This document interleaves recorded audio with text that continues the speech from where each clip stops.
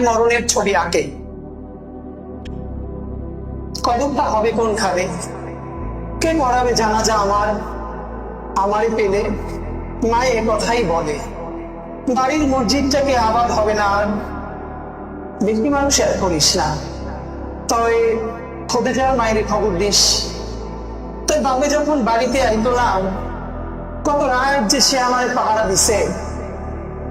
আমার দাফন হয়ে গেলে তুই থাকবি আরো, সবাই যাবার পর পড়তে থাকবি ইয়াসিন আর রহমান।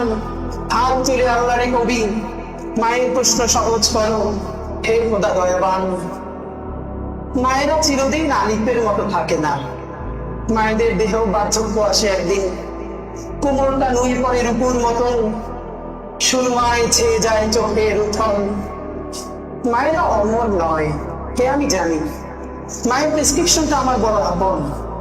আব্বার দেওয়া হাতের বালা, পিতলের পানের থালা, এমনকি তার নামাজের সেই ভাঙা চৌকিটাও।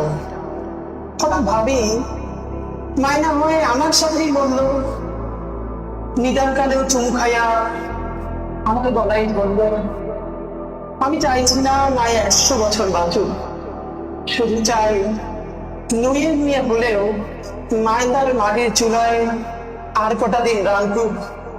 পাতির খুঁজে পরিচয়টা আমার পাতেই দিক।